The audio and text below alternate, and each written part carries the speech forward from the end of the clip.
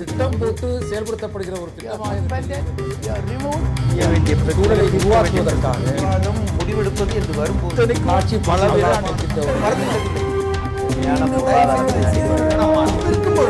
எதிர்த்து பேசிட்டு வணக்கம். நேர்பட பேசு நிகழ்ச்சிக்கு உங்களை அன்போடு வரவேற்கிறோம்.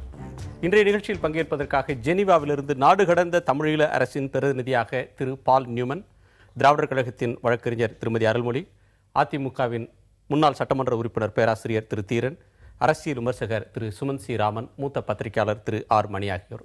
வணக்கம். ஜெனீவா தீர்மானத்தை பற்றி தான் நாம் பேசுகிறோம். ஜெனீவாவிலிருந்தே ஆரம்பிக்கலாம். திரு நியூமன், அமெரிக்கா கொண்டு வந்திருக்கக்கூடிய இந்த தீர்மானத்தை இலங்கையும் ஏற்றிருக்கிறது. இந்தியா உள்ளிட்ட எல்லா நாடுகளும் ஒருமனதாக ஆதரித்திருக்கின்றன. தமிழ் தேசிய கூட்டமைப்பு இரண்டு விதமான கருத்தை சொல்லியிருக்கிறது. ஒன்று, இது சில முன்னேற்றமான அம்சங்களும் இதில் இருக்கின்றன என்கிற கருத்தை சொல்லியிருக்கிறார்கள். இன்னொன்று, தமிழர்களுக்கான சில கோரிக்கை நிறைவேறுவதற்கான வாய்ப்புகள் குறைவான அல்லது சில அம்சங்கள் நீர்த்து போகவும் செய்யப்பட்டிருக்கின்றன அப்படின்ற குரல்கள் அதிலே சொல்லப்பட்டிருக்கின்றன. தமிழ்நாட்டில் முதல் தலைவராக திரு வைகோ கருத்து தெரிவித்திருக்கிறார். இது தமிழர்கள் வரலாற்றில் இது ஒரு துக்க நாள், கருப்பு நாள். தமிழர்கள் உலக அளவில் அனைத்து நாடுகளாலும் கைவிடப்பட்ட நாதியற்றவர்களாக ஆன நாள் என்று சொல்லியிருக்கிறார். இதை நாடு கடந்த தமிழீழ அரசின் பிரதிநிதியாக, ஈழத் தமிழராக இந்த தீர்மானத்தை நீங்கள் எப்படி பார்க்கிறீர்கள்? மன்னிக்கவும், நான் ஈழத்தமிழர் அல்ல, நான் பெங்களூர்லேருந்து வரேன். நாடு கடந்த தமிழீழ அரசாங்கம் வரவேற்காவிட்டாலும் கூட இதை வந்துட்டு இது ஒரு ப்ராசஸ் நடக்கிறது. ஸோ இந்த ப்ராசஸில் வந்துட்டு இப்போ 2012ஆம் ஆண்டு தொடங்கியது. 13 ஒரு பிரேரணை வந்தது, 14 ஒரு பிரேரணை வந்தது. இப்போ கருத்து வேறுபாடு எங்களுக்குனாக்கா 2014ஆம் ஆண்டு எடுத்துட்டு வந்த பிரேரணையில் OP 10 ஆபரேஷனல் பேரா 10, இந்த ஆபரேஷனல் பேரா 10ல் என்ன சொல்லப்பட்டதுன்னா சர்வதேசிய விசாரணை நடக்கணும் சொல்லப்பட்டது. ஆனால் இன்னைக்கு நீங்க பாத்தீங்கன்னாக்கா சர்வதேசிய விசாரணை பத்தி எந்த ஒரு அந்த அறிக்கையில எங்கேயுமே அந்த வார்த்தையே கிடையாது. ஹைபிரிட் மெக்கானிசம்னு office of the OISL investigations நடத்தினாங்களே, இந்த OISL இன்வெஸ்டிகேஷன்ஸ்ல ஹை கமிஷனர் ரெக்கமெண்ட் பண்ணியிருக்கிறது என்னன்னாக்கா ஒரு ஹைபிரிட் மெக்கானிசம். ஏன்னா இலங்கை அரசாங்கத்துக்கிட்ட வந்துட்டு அந்த லோக்கல் டொமஸ்டிக் மெக்கானிசம் நம்ம என்ன சொல்றோமோ உள்நாட்டு விசாரணை நடத்த எந்த ஒரு கேப்பபிலிட்டியும் இல்லைன்னு மிக தெளிவாக அவர் சொல்லியிருக்காரு. ஸோ அந்த கருத்தை இவங்க எடுக்காம இலங்கை அரசாங்கம் வந்துட்டு ஒரு டொமஸ்டிக் மெக்கானிசத்தை கேட்குறாங்க, அதை கொடுப்போம் சொல்றாங்க. இந்த டொமஸ்டிக் மெக்கானிசம் நாங்கள் வரவேற்கல, எங்களுக்கு குறைஞ்சபட்சம் ஒரு ஹைபிரிட் மெக்கானிசமாவது தேவை தான் நாங்க சொல்றோம். நீங்க சொல்ற ஹைபிரிட் மெக்கானிசம்ன்றது ஒரு கலப்பு நீதிமன்றம். இலங்கையின் நீதிபதிகளும் வெளிநாட்டு நீதிபதிகளும் இருக்கக்கூடிய நீதிமன்றம், இலங்கையின் வழக்கறிஞர்களும் வெளிநாட்டு வழக்கறிஞர்களும் வாதிடக்கூடிய, புலனாய்வு செய்யக்கூடிய ஒரு நீதி அமைப்பை நீங்க தொடர்ந்து வலியுறுத்துறீங்க. ஆனா இன்னைக்கு நிறைவேறி இருக்கிற தீர்மானத்துல காமன்வெல்த் நாடுகளுடைய நீதிபதிகளை கொண்ட ஒரு அமைப்பு அப்படின்றது மாதிரியாக வந்து இன்றைக்கு இலங்கையே அதை ஒப்புக்கொண்டிருக்கிறது. வெளிநாட்டு நீதிபதிகள் வருவதை நாங்கள் ஏற்கவில்லைன்னு இலங்கை அரசாங்கம் ஏற்கனவே சொன்னது. ஆனா இப்ப நாங்க அப்படியான நிலை எடுக்கல அப்படின்னு இலங்கையுடைய நிலைப்பாட்டில் ஒரு சின்ன தளர்ச்சி தெரியுது. வெளிநாட்டு நீதிபதிகளை ஏற்றுக்கொண்டிருக்கிறாங்களே, இதை ஒருபடி முன்னேற்றம்னு பார்க்க வேண்டாமா? இந்த காமன்வெல்த்ல இருந்து வர ஜட்ஜஸ் யாரு, வழக்கறிஞர்கள் யாருன்னு பார்க்கணும். அதை பத்தி எந்த ஒரு தெளிவும் இல்லை. ஏன்னா காமன்வெல்த்ல இருந்து வரவங்க யாருனாக்கா இப்போ பாகிஸ்தான்ல இருந்து வரலாம், இந்தியால இருந்து வரலாம், பங்களாதேஷ்ல இருந்து வரலாம். இப்போ அந்த மாதிரியான நாடுகள் இத்தனை நாளா இலங்கைக்கு ஆதரவா பேசி வந்த நாடுகள், அவங்க நாடுகள்ல இருந்து நீதிபதிகள் வந்தா அது ஏற்க முடியாத ஒரு விஷயம். இதை காட்டிட்டு சர்வதேசிய விசாரணை நாங்கள் நடத்துறோம் சொன்னா அது வரவேற்க முடியாது. இல்ல, இதுவரை நீங்க இலங்கை விசாரிக்க கூடாது அப்படின்னு சொன்னதுக்கு சொன்ன ஆர்குமெண்ட் வந்து இலங்கை வந்து போர்க்குற்றத்தில் ஈடுபட்ட ஒரு நாடு, அந்த நாடு தானே விசாரித்து தானே தீர்ப்பு சொல்லிக் கொண்டால் உலகத்தின் கண்களை மறைத்ததாயிடும், நீதி கிடைக்காது அப்படின்னு சொன்னீங்க. இப்ப வெளிநாட்டிலிருந்தும் நீதிபதிகள் பங்கேற்கலாம், புலனாய்வு அதிகாரிகள் பங்கேற்கலாம், சட்ட அறிஞர்கள் பங்கேற்கலாம் அப்படின்னு சொல்ற நேரத்துல இலங்கை தரப்புல இருந்து ஒரு மாற்றமும் வந்திருக்கு. அதுல முழுக்க நீதியே கிடைக்காது, வெளிநாட்டிலிருந்து போறக்கூடிய நீதிபதிகள் எல்லாமே இலங்கைக்கு ஆதரவாகத்தான் செயல்படுவாங்க அப்படின்ற முடிவுக்கு நாம் எப்படி வர முடியும்? இல்லை இந்த நாடுகளோட செயல்பாடுகளை நம்ம பார்க்கணும். இப்போ காமன்வெல்த்னு பார்த்தோம்னாக்கா காமன்வெல்த் தலைவர் யாரு? Secretary general Kamlesh Sharma. கமலேஷ் சர்மாவுக்கும் இலங்கைக்கும் என்ன மாதிரி ஒரு நட்பு இருக்குன்னு பார்த்தீங்கன்னா அது 2013ஆம் ஆண்டு நடந்த காமன்வெல்த் கூட்டத்தில் இது எல்லாருக்குமே வெளிப்படையாக தெரிய வந்தது. இலங்கை அரசாங்கத்தை வந்துட்டு அவர் காப்பாற்றி வந்தவர். அவர் இப்போ அவருக்கும் ஒரு என்ன சொல்றது ஒரு ரோல் இருக்கும் இந்த ஜட்ஜஸ் அப்பாயின்மெண்ட் பண்ணுறதில்ல. இந்த நீதிபதிகளை அப்பாயின்மெண்ட் பண்ணும் போது அவருடைய ஆஃபீஸ் ஒரு பெரிய ரோல் பிளே பண்ணும். அந்த இதில் தான் நாங்கள் அதை அப்போஸ் பண்ணுறோம். தேவையில்லை இன்டர்நேஷ்னல் இன்வெஸ்டிகேஷன் தேவை இல்லை ஒரு ஹைப்ரிட் மெக்கானிசம்னா சர்வதேச அளவில் மற்ற நாடுகள் காமன்வெல்த் இல்லாத மற்ற நாடுகள் முன்வைக்கணும். இல்லை காமன்வெல்த்லையும் வந்தாக்க மிக தெளிவாக அவங்க சொல்லணும் எந்த நாடுகள்லேருந்து இந்த நீதிபதிகள் வர போகிறாங்கன்னு. அந்த தெளிவு இந்த பிரேரணையில் வரல. 2 கேள்விகள் இதுல இன்னொன்று இருக்கு. ஒன்று, தமிழ் தேசிய கூட்டமைப்பு இந்த நீதி அமைப்பை இப்ப வந்திருக்கக்கூடிய இந்த அமைப்பை ஒரு முன்னேற்றம்னு பார்க்குது. அம்னெஸ்டி இன்டர்நேஷனல் மாதிரியான அமைப்புகள் இது ஒரு டேர்னிங் பாயிண்ட், திருப்பு முனை அப்படின்னு பார்க்கிறாங்க. இன்னொன்று, இந்தியா இதற்கு முன்னால் இலங்கைக்கு எதிராக வாக்களித்த இந்தியா இந்த முறை எந்த கருத்தையும் சொல்லாமல் அமைதி காத்திருக்கிறது. இன்னைக்கு ஒரு 3 அம்சங்களை மட்டும் கருத்தாக சொல்லிட்டு ஒதுங்கியிருக்காங்க. இந்த தீர்மானத்தின் ஸ்பான்சராக இந்தியா வரல. இந்தியாவோட நிலைப்பாட்டை நீங்க இப்படித்தான் எதிர்பார்த்தீங்களா? நிச்சயமாக இந்தியாவுடைய நிலைப்பாடு வேற என்ன பேச முடியும் அவங்களால? இந்தியா வெளிப்படையாக எதுவும் பேச முடியாது. ஏன்னாக்கா இன்னைக்கு இந்தியா பேசினாக்கா நாளைக்கு காஷ்மீரில் இருக்கிற பிரச்சனையை பற்றி எல்லாருமே பேச தொடங்குவாங்க. நார்த் ஈஸ்டில் இருக்கிற பிரச்சனையை பற்றி ஒவ்வொருத்தரும் பேச தொடங்குவாங்க. இப்போ அடுத்த ஆண்டு உங்களுக்கு தெரியும் தமிழ்நாட்டில் தேர்தல் வரப்போகுதுன்னு. இப்போ தமிழ்நாட்டு மக்களின் கருத்து வேற ஒரு மாதிரி இருக்கு. ஏன்னா தமிழ்நாட்டு அசம்பிளியில் ரெசல்யூஷனை நீங்கள் பாஸ் பண்ணியிருக்கீங்க. இப்போ அந்த ரெசல்யூஷன் சர்வதேச விசாரணைன்னு கேட்கும் போது இவங்க இந்தியா அப்போஸ் பண்ணி இல்லை மற்ற மாதிரியான ஒரு விசாரணை தேவைன்னு அவங்க பேசினாங்கனாக்கா அது ஒரு கான்ட்ராடிக்டிங் ஸ்டாண்டா எடுக்கப்படும். அதை ஏற்றுக்க முடியாது. தமிழ்நாடு ஒரு பக்கம் நோக்கி செல்ற மாதிரி இருக்கும், இந்தியா மற்றொரு திசையை நோக்கி செல்ற மாதிரி இருக்கிறதுனால இந்தியா என்னைக்குமே மௌனம் காட்டு வந்த ஒரு நாடு. திருப்பி இன்னைக்கு அவங்க மிக முக்கியமா பேசின கருத்து என்னன்னாக்கா 13ஆம் திருத்த சட்டத்தை எடுத்துட்டு வரணும்னு. அது 2009 வந்த பிரேரணையிலையும் அதுதான் சொன்னாங்க, 12லயும் அதுதான் சொன்னாங்க, 13லயும் அதுதான் சொன்னாங்க, 14லயும் அதுதான் சொன்னாங்க, 15லயும் அதே தான் சொல்றாங்க. இப்போ 5 பிரேரணைகள் வந்திருக்கு. 5 பிரேரணையிலையும் இந்தியாவுடைய ஒரே கருத்து என்னன்னா 13ஆவது திருத்த சட்டத்தை எடுத்துட்டு வரணும்னு. இந்த 13ஆம் திருத்த சட்டத்தை எடுத்துட்டு வர்றதுக்காக இவ்வளவு நாளா இத்தனை பேர் உயிரை கொடுத்தாங்க இல்ல போராடி வராங்கன்றதை நம்ம பார்க்கணும். இல்ல 13ஆவது திருத்த சட்டத்தையே நிறைவேற்றுவதற்கு தயாராக இல்லாத ஒரு அரசாங்கத்திட்ட நீங்க அதற்கு மேல எதிர்பார்க்கிறதுன்றது எந்த அளவுக்கு நடைமுறை சாத்தியம் அப்படின்ற கேள்வி வருது. நாம் தொடர்ந்து பேசலாம். திருமதி அருள்மொழி, நீங்க ஒரு வெளிநாட்டு வழக்கறிஞர்கிட்ட பேசணும், வெளிநாட்டில் இருக்கக்கூடிய ஒருவர். உங்களுடைய கருத்தாக இந்த தீர்மானத்தை நீங்க எப்படி பார்க்குறீங்க? கடந்த காலகட்டத்தில் இருந்ததிலிருந்து ஒரு படி முன்னேற்றம் அப்படின்னு பார்க்குறீங்களா, இல்லை அப்படியே தேங்கி இருக்கு தமிழர்களுக்கு நீதி கிடைக்கல அப்படின்ற நிலைப்பாட்டில் இருக்கீங்களா? இல்லை, தமிழர்களுக்கு இது நீதி கிடைக்கிறதுக்கான வாய்ப்பில்லை அப்படிங்கிறதான் பார்க்க முடியுது. இன்னொன்று, இப்போ வழக்கறிஞரும் மற்றவங்க எல்லாருமே ஓரளவுக்கு ஏதோ ஒரு விசாரணைன்னாவது ஒன்று நடக்கிறதே அப்படின்னு ஒரு ஆறுதல் படுறதுக்கு இடம் இருக்கு. ஆனா அது வல்ல இந்த போராட்டத்தினுடைய நோக்கம். இந்த 6 ஆண்டுகளாக என்ன நடக்கணும் அப்படின்னா, குறைஞ்சது யூதர்கள் கொல்லப்பட்ட போது நடந்து அதற்கு பிறகு நடந்த அந்த பொது விசாரணை மாதிரி ஒரு பொது விசாரணை நடந்து எத்தகைய கொடுமைகள் அந்த மக்களுக்கு இழைக்கப்பட்டன, இது எப்படி ஒரு இனப்படுகொலையானது அப்படிங்கிறத நம்ம அதை நிறுவ முடியும். அது ஒரு பொது விசாரணை நடந்தால்தான் அதை நிறுவி இருக்க முடியும். இப்ப இவங்க சொல்றது என்னன்னா, இப்போ சில ஒழுங்கீனங்கள், அதாவது கான்ஸ்டபிள் போறப்போ ஒரு கடையை உடைச்சாரா, அந்த போலீஸ் ஆபீசர் அந்த இடத்துல எரிக்கும் போது நின்று வேடிக்கை பார்த்தாரா, அப்படிங்கிற அத்துமீறல்களை பற்றிய விஷயங்களை தான் இவங்க பேச போறாங்களே தவிர நடந்தது ஒரு இனப்படுகொலை அப்படிங்கிறத எந்த விசாரணையும் இனிமேல் நிரூபிக்க போவது இல்லை. இது போர்க்குற்றம்ங்கிறதுல இருந்தும் குறைந்து மனித உரிமை மீறல்கள் ஏதாவது நடந்திருக்கிறதா அப்படின்னு அவங்களே விசாரிக்கிற மாதிரியான நிலைமைக்கு தான் அது கொண்டு போய் விட்டுரும். இன்னொன்று, உலகெங்கும் ஈழ தமிழ் மக்கள் அந்த அரசுகளோடு பேச்சுவார்த்தை நடத்தக்கூடிய அளவுக்கு இந்த பிரச்சனையை கொண்டு போயிருக்காங்க. எவ்வளவு அழுத்தம் கொடுத்துருக்காங்க. அவ்வளவு அழுத்தத்திற்கு பிறகும் இந்த தீர்மானத்தை அமெரிக்கா முன்வைக்கிறது. எல்லா நாடுகளும் அதை மௌனமாக தான் பார்க்குறாங்க.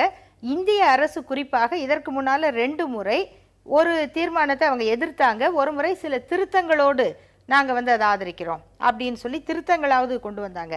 பிஜேபி அரசு வந்த பிறகு முற்றுமுழுதாக இலங்கை அரசை எப்படி காப்பாற்றுறது, அவங்கள நம்ம குறை சொல்லக்கூடாது அப்படிங்கிற ஒரு இடத்துக்கு வந்துட்டாங்க. இது மிக ஆபத்தான போக்கு.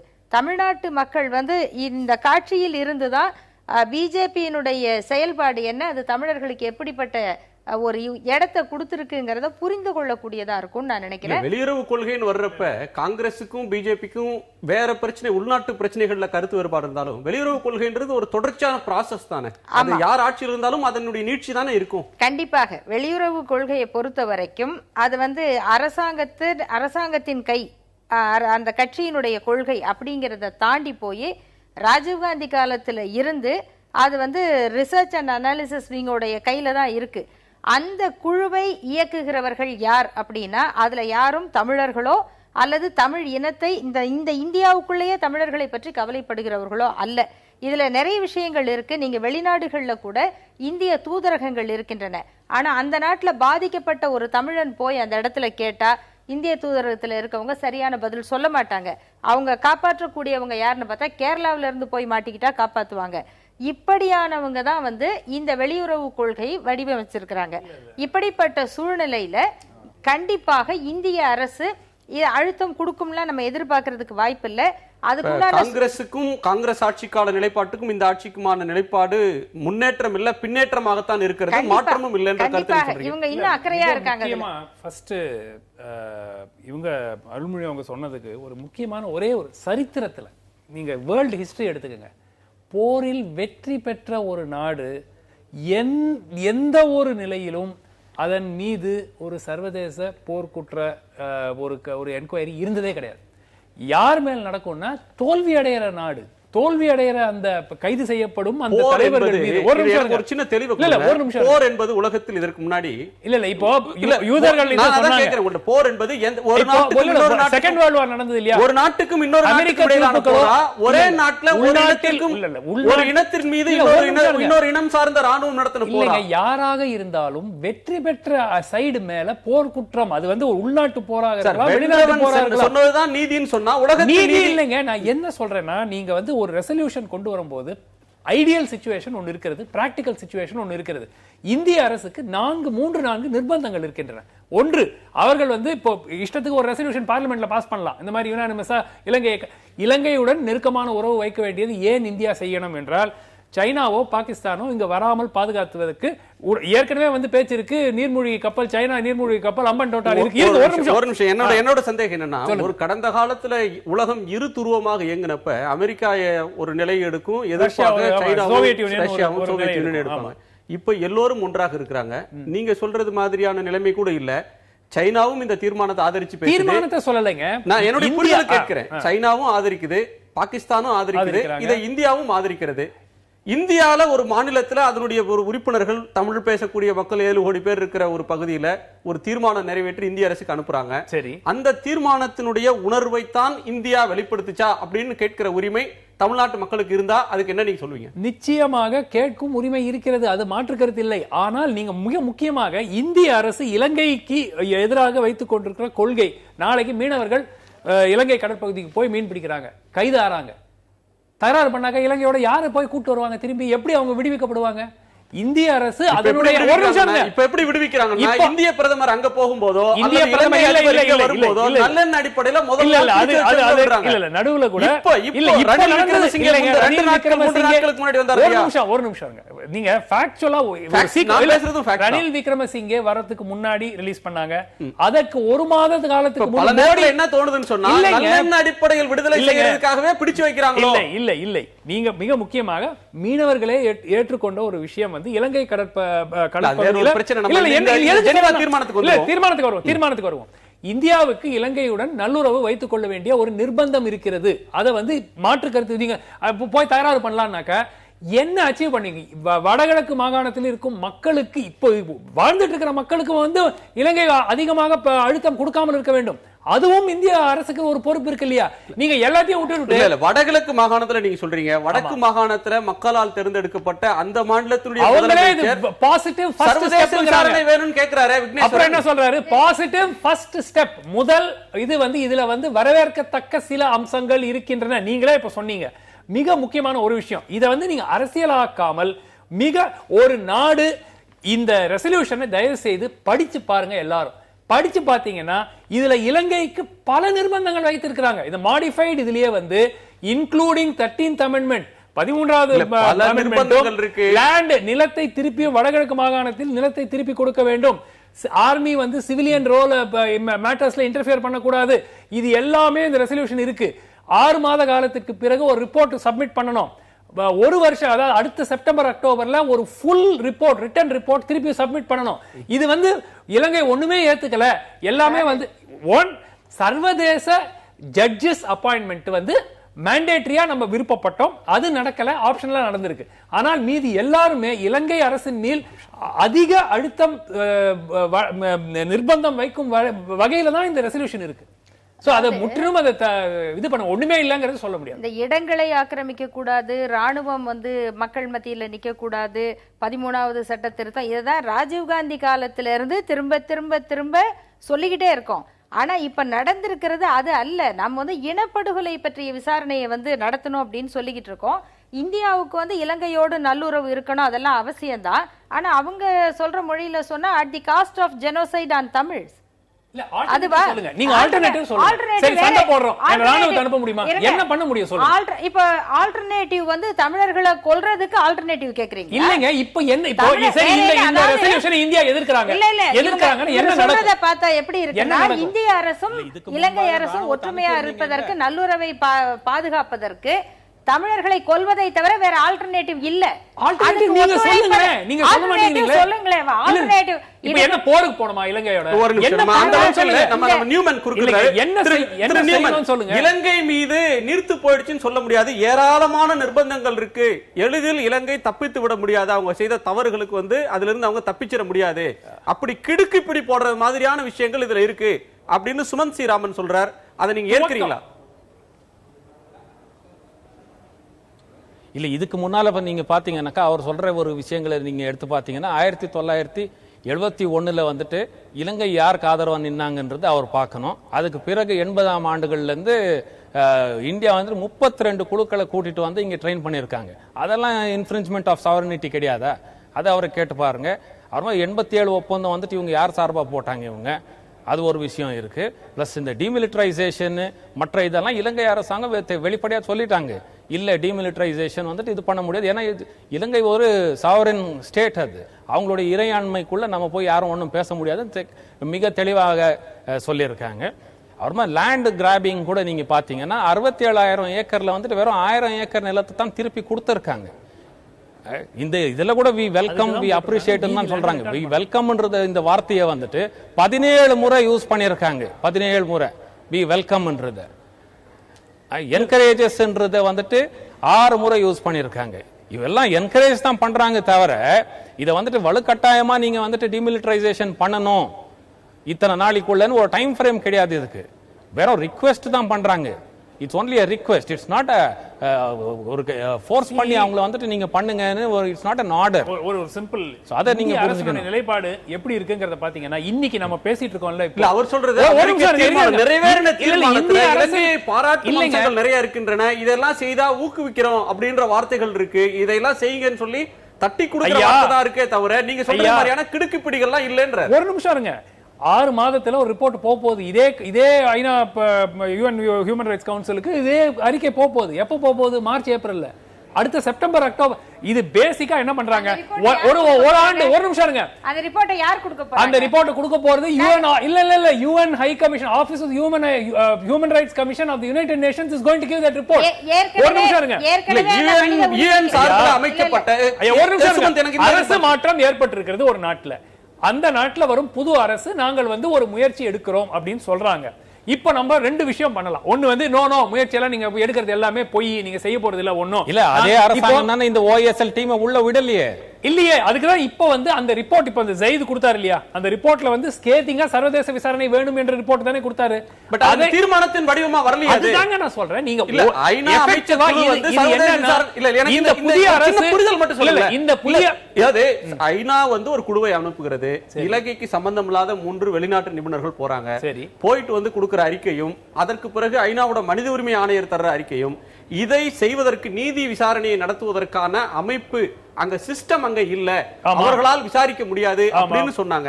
ஆனா அந்த நிலையில இப்ப உறுதியா இல்லையே, அதுலயே தளர்ந்திருக்க. அமெரிக்கா 3 மாதத்துக்கு முன்பாகவே முடிவு எடுத்தாச்சு. இது வந்து யுனானிமஸ் ரெசல்யூஷன். சென்ற வாரம் வெள்ளிக்கிழமை வந்து நான் ஒரு மற்றொரு சேனல்ல பேசும்போது சொன்னது, இந்தியா இதற்கு ஆதரவாகத்தான் இருக்கிறது. ஏன்னா ஏற்கனவே டிராஃப்ட்ல இருந்து எல்லாமே இந்தியாவுடைய கன்சல்டேஷன் தான். இன்னைக்கு நம்ம இவ்வளவு பேசணும்ல, இன்னைக்கு இப்போ நம்ம பேச ஜாயிண்ட் மிலிட்டரி எக்ஸசைஸ் மித்ரா சக்தின்னு இந்தியா மற்றும் இலங்கை ராணுவத்திடையே கூட்டு பயிற்சி பூனேல நடந்துட்டு இருக்கு. அக்டோபர் மாதம் 10ஆம் தேதி 11ஆம் தேதி மூத்த இலங்கை ராணுவ அதிகாரிகள் இங்க வராங்க. நீங்க அதிமுக தெரியாதா உங்களுக்கு? இல்ல நான் மாண்புமிகு தமிழக முதலமைச்சர் அம்மா அவர்கள் தமிழ்நாடு சட்டமன்றத்தில் 2011 இருந்து இன்னைய வரையில் இந்த ஆண்டு வரையில 4 தீர்மானங்களை நிறைவேற்றி இருக்கிறாங்க. 7.5 கோடி தமிழ் மக்களின் சார்பாக உலகத்தில் உள்ள 10 கோடி தமிழர்களுடைய நம்பிக்கைக்கு பாத்திரமாக அந்த தீர்மானத்தை ஏகோபித்த முறையிலே நிறைவேற்றினார்கள். ஆனால் அது சர்வதேச போர்க்குற்ற விசாரணை வலியுறுத்துகிற தீர்மானம். இலங்கை மீது நிச்சயமாக இனப்படுகொலை செய்திருக்கிறது, அதற்கு சர்வதேச போர்க்குற்ற விசாரணை நடத்தப்பட வேண்டும். அதற்கடுத்து அங்கு பொது வாக்கெடுப்பு நடத்தப்பட வேண்டும். அதற்காக இலங்கை மீது ஒரு 4 தீர்மானம் சொல்றீங்க. அது மாதிரி இருக்கு. மன்மோகன் சிங் ஆட்சி காலத்துல இதே தீர்மானங்கள் வந்தது. இதேதான். அந்த தீர்மானங்களுக்கு மன்மோகன் சிங் அரசு மதிச்சது, இலங்கைக்கு எதிராக வாக்களிச்சது 2 முறை. இது அவர் காமன்வெல்த் மாநாட்டுக்கு போகணும் அப்படின்ற ஒரு நிலை எடுத்த போது போகக்கூடாது. தமிழ்நாடு சட்டமன்றத்தில் தீர்மானம் 2009 சுவிட்சர்லாந்துக்கு கொண்டு வந்த அந்த தீர்மானத்தை பாராட்டு தீர்மானத்தை இந்தியா ஆதரிச்சது, பாகிஸ்தானுடைய ஆதரவோடு ஆதரிச்சது. அதற்கு பிறகு எதிர்த்து ஓட்டு போட்டாங்க. நான் கேட்கிறது தமிழ்நாடு சட்டமன்ற தீர்மானத்துக்கு வருவோம் தீரன். அது காமன்வெல்த் மாநாட்டுக்கு மன்மோகன் சிங் போகக்கூடாதுன்னு சொல்லி சட்டமன்ற தீர்மானம் நிறைவேற்றினீங்க, அவர் போகல. இலங்கை விளையாட்டு வீரர்கள் கூட தமிழ்நாட்டில் விளையாடக்கூடாதுன்னு சொல்லி அம்மா அவர்கள் தடை செய்தாங்க. இப்போ இந்த அரசு வந்த பிறகு அன்றைக்காவது நீங்க உங்களுக்கு நாடாளுமன்றத்தில் செல்வாக்கு இல்ல. இன்றைக்கு 49 எம்பிக்கள் 2 அவைகள்ல இருக்கிறாங்க. இன்னைக்கு இந்தியாவோட நாடாளுமன்றத்தில் 3வது ஒரு பெரிய கட்சி அதிமுக. அந்த கட்சியின் தலைவர் முன்மொழிஞ்ச ஒரு தீர்மானத்துக்கு இந்திய அரசு என்ன மரியாதை கொடுத்திருக்கு? அது நிறைவேறிச்சா தோல்வி அடைஞ்சிருக்கு? அது மரியாதை கொடுக்கவில்லை என்பதைத்தான், அந்த ஆதங்கத்தை தான் நாங்கள் இன்றைக்கு வெளிப்படுத்துகிறோம். முதல்ல நான் இந்த கேள்விக்கு பதில் சொல்லிடுறேன். அதாவது இந்த தமிழ்நாடு சட்டமன்றத்தில் நிறைவேற்றப்பட்ட தீர்மானம் என்பது ஒரு தனிப்பட்ட ஒரு தீர்மானம் அல்ல. அனைத்து கட்சி காங்கிரசும் ஏற்றுக்கொண்ட, அனைத்து கட்சிகளும் ஏற்றுக்கொண்ட ஒரு தீர்மானம். அதே மாதிரி பாரதிய ஜனதா கட்சியை சார்ந்தவர்கள் கூட தேர்தல் நேரத்தில் தமிழிடம் தான் தீர்வுலாம் சொல்லி இருக்கிறாங்க. அப்படிப்பட்ட ஒரு நிலைமையெல்லாம் இருக்கு. அப்படி இருக்கும் பொழுது இங்க எந்த விதமான நம்பிக்கை இல்லை. கடந்த 60 ஆண்டுகள்ல 16 வகையான தீர்மானங்கள் மற்றவங்க வெளியில இருக்கிறவங்க. நீங்க ஆட்சி அதிகாரத்தில் இருக்கக்கூடிய இயக்கம், ஆட்சி அதிகாரத்தில் இருக்கிறவங்க தீர்மானம் போட்டு நாங்க என்ன சொல்றோம், தீர்மானம் ஏன் நிறைவேறலன்னா அதற்கான காரணத்தை நீங்க சொல்லணும் இல்லையா? மாண்புமிகு அம்மா அவர்கள் தெளிவாக சொல்லி இருக்கிறார். தீஸ்டா நதிநீர் பிரச்சனையில மேற்குவங்க முதலமைச்சர் மம்தா பானர்ஜியினுடைய குரலுக்கு எப்படி செவிசாய்த்து மத்திய அரசாங்கம் நடந்து கொண்டதோ அதே போல தமிழ்நாடு அரசாங்கத்தினுடைய தீர்மானத்துக்கு மரியாதை கொடுக்கணும்னு சொல்லி தான் நாங்க வலியுறுத்திட்டு இருக்கிறோம். வெளியே பாராளுமன்றத்துறை அமைச்சர் வெங்கையா நாயுடு தமிழ்நாட்டு சட்டமன்ற தீர்மானத்தை வைத்துக் கொண்டு இந்தியாவோட வெளியுறவு கொள்கையை தீர்மானிக்க முடியாது, மாற்றிக்கொள்ள முடியாது அப்படின்னு சொன்னாரு. அதுக்கு அதிமுக பதில் சொல்லல. இதுல வெளியுறவு கொள்கையில் என்ன மாற்றம் இருக்கு? வங்கதேச விடுதலையின் போது நம்ம கேட்கிற அந்த இது தென்னாப்பிரிக்க விடுதலை இயக்கத்திலையும் பாலஸ்தீன விடுதலை இயக்கத்தையும் நாம ஆதரிக்கலையா? அங்க மட்டும் அயலுறவு கொள்கை தடுத்துதா? ஆக நாம் இங்க உங்க தீர்மானத்தை ஏற்க முடியாது அப்படின்னு சொல்லி சொல்றாங்க. அதிகாரப்பூர்வமாக பிரதமரோ வெளியுறவு அமைச்சரோ தமிழ்நாடு சட்டமன்றம் நிறைவேற்றின தீர்மானத்தை ஆதரிக்கிறோம், எதிர்க்கிறோம், ஏற்கிறோம், இல்லை ஏற்கவில்லை, இது ஜனநாயக விரோதமானது அல்லது இது ஏற்றுக்கொள்ள முடியாதுன்னு எந்த கருத்து? போன காங்கிரஸ் அரசு அப்படிதான் நடந்து கொண்டது. தமிழ்நாடுடைய தீர்மானத்துக்கு எந்த விதமான செவிசாய்ப்பு இல்லாம இருந்தது. இந்த அரசு அப்படித்தான் நடந்து கொண்டிருக்கிறது. அதனாலதான் நாங்க என்ன சொல்றோம், நிறைவேற்றப்படுவது இது ஒரு சடங்கு. திமுக ஆட்சியில் இருந்தாலும் சரி, அதிமுக ஆட்சியில் இருந்தாலும் சரி, இந்த மாதிரி இலங்கை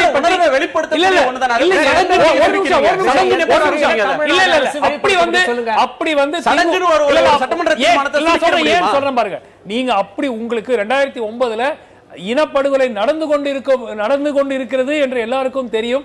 என்ன செஞ்சாங்க? அப்ப இருந்த ஆளுங்கட்சி ராஜினாமா செஞ்சாங்களா? விட்டுட்டு வந்தாங்களா மத்திய அரசுல இருந்து? அதனாலதான் தீர்மானம் போடலாங்க, கடிதம் எழுதலாம், பிரதமருக்கு தீர்மானம் போடலாம். இதெல்லாம் ரெகுலரா திமுக ஆட்சியில் இருந்தாலும் சரி, அதிமுக ஆட்சியில் இருந்தாலும் சரி, இந்த இலங்கை பிரச்சனை எப்போ ஒரு குரூஷியல் இஷ்யூ வரும்போது இந்த மாதிரி ஒரு தீர்மானம் சட்டப்பேரவையில் நிறைவேற்றப்படும். மக்களுடைய எண்ணத்தை அது பிரதிபலிக்கிறது. அதிமுகவுக்கும் அதாவது காங்கிரஸுக்கும் பிஜேபிக்கும் டெல்லியில வித்தியாசம் இல்ல, இங்க திமுகவுக்கும் அதிமுக போற தீர்மானம் வித்தியாசம் இல்ல. அவர் சொல்றத பார்த்தா அவர் சொல்றத பார்த்தா ஆட்சியில இருக்கக்கூடிய அரசுகள் வந்து திமுகவோ அதிமுகவோ யாரா இருந்தாலும் இந்த மாதிரி இந்திய அரசினுடைய நிலைப்பாடு நமக்கு நேர் எதிராக இருக்கு, நம்ம மக்களுக்கு எதிராக இருக்குங்கும் போது இனிமே நாங்க இந்தியாவுல இல்ல, நாங்க தனி நாடுன்னு அறிவிச்சுட்டா சரியா இருக்கும்னு நினைக்கிறேன். அததான் அவங்க எதிர்பார்க்கறாங்க. ஆட்சியில் நீங்கள் பங்கு கொண்டிருந்தால் நீங்க அந்த பங்கு அட்லீஸ்ட் வெளிய வரலாம் இல்லையா? அவங்களுடைய கேள்வி என்ன கேக்குறேன், நீங்க அமைச்சரா இருக்கீங்க, இருங்க, அவங்களுடைய கேள்வி அதே அது பிரிவினை சார்ந்து போய்டலாம். இல்ல இல்ல நான் சொல்லல, இல்ல அவர் எதிர்பார்ப்பு பேச முடியாது. அவருடைய எதிர்பார்ப்பு இவங்க எல்லாம் எப்படி பேசுறாங்க, இப்ப தமிழர்களை கொன்றுதான் நீங்க வந்து உங்களுடைய நட்பை பாதுகாத்துக்குவீங்களா, எங்களுக்கு வேற வழி அப்படின்னு கேக்குறாங்க. அப்போ இந்த கொல்லப்படுகிற இனத்துக்கு வேற என்ன வழி இல்லங்க? அப்போ இவங்க இதெல்லாம் பேசுவாங்க, இத வந்து நம்ம கேட்டுட்டு இருக்கணும். இதுக்கு எதிர்வினையாக ஏதாவது பேசினா நான் பங்கேற்கிறேன்,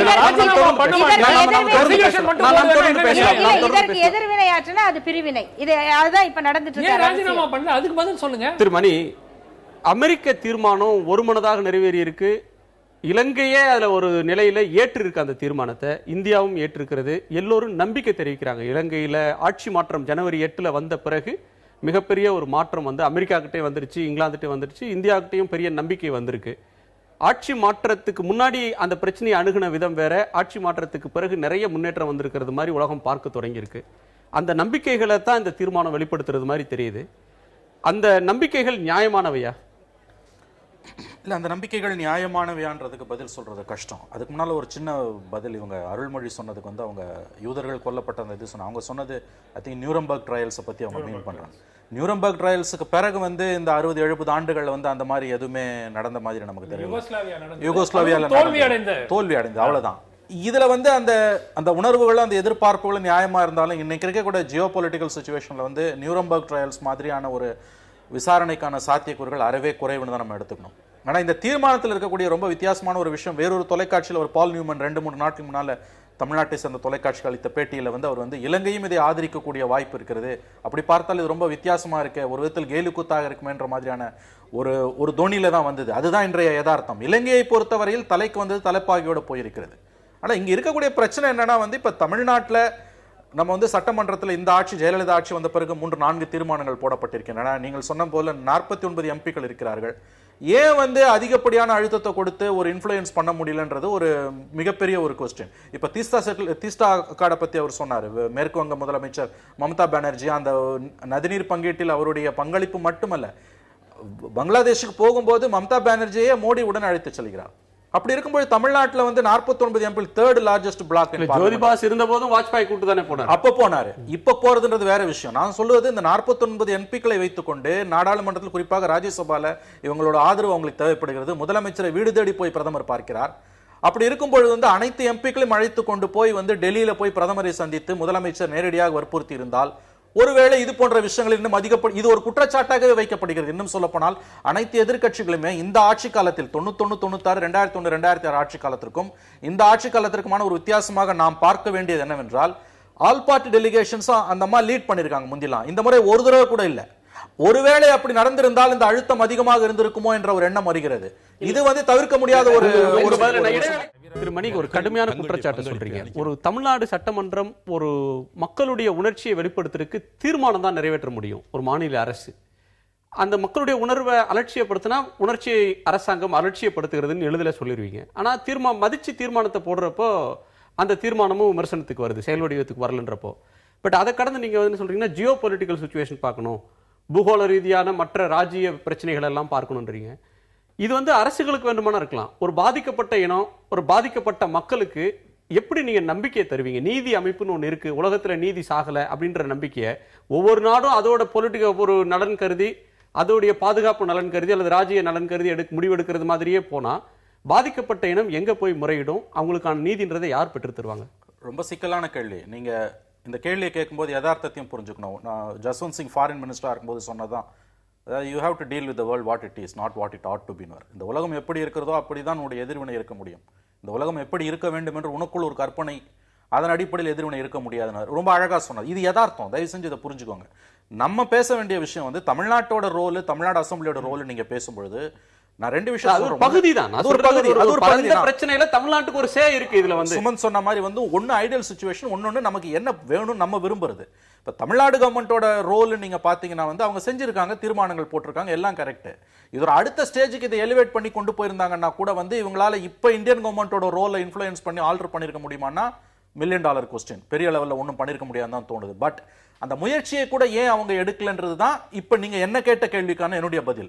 ஆனா நான் திரும்பவும் சொல்றது, இன்னைக்கு இருக்கக்கூடிய ஜியோ பொலிட்டிக்கல் சிச்சுவேஷன்ல எல்லா நாடுகளும், வைகோ சொல்லியிருக்காரு இல்லையா, இன்னைக்கு வந்து சர்வதேச அரங்கில் தமிழர்கள் அனாதியாக இருக்கிறார்கள், நிர்கதியாக நிற்கிறார்கள்னு எல்லா பிளாக்ஸுமே எல்லா கண்ட்ரீஸுமே வந்து இன்னைக்கு ஒரு ஸ்டாண்ட் எடுக்கும் பொழுது நீங்க வந்து ஸ்டெப் பை ஸ்டெப்பா தான் ஏதாவது செய்ய முடியுமே தவிர எடுத்தன் கவுத்தன் நீங்க போறது மூலமா வந்து உடனடியா பிளாங்கெட்டா ரிஜெக்ட் ஆக்ஷன் நீங்க என்ன பண்ணுவீங்க? இந்த யதார்த்தத்தை எப்படி நீங்க ஹேண்டில் பண்ண போறீங்க? இன்னொரு முக்கியமான விஷயத்தை நான் சொல்றேன். நம்ம பேசக்கூடிய எல்லாருமே இந்த விவாதங்கள்ல ஒரு விஷயத்தை வந்து நம்ம கவனத்தில் எடுத்துக்க தவறுகிறோமோன்னு எனக்கு தோணுது. இதுவரை இல்லாத அளவிற்கு இன்டர்நேஷனல் பிசினஸ் வந்து ஸ்ரீலங்கால வந்து அதிகமா இன்னைக்கு வந்துட்டு இருக்குது. இந்தியன் கார்ப்பரேட்ஸோட ரோல் அங்க என்ன? இந்தியன் கார்ப்பரேட்ஸ்க்கு அங்க என்ன லாபம் இருக்குது? சைனீஸ் இன்ஃப்ளூயன்ஸ் நம்ம பேசுறது ஒன்னு ஸ்ட்ராட்டஜிக் இன்ட்ரெஸ்ட், இன்னொன்னு வந்து சைனீஸ் பிசினஸோட இன்ட்ரெஸ்ட், சைனீஸ் ட்ரேட். அது வந்து கிட்டத்தட்ட $70 பில்லியன் ஒரு ஃபிகரை சொல்றாங்க.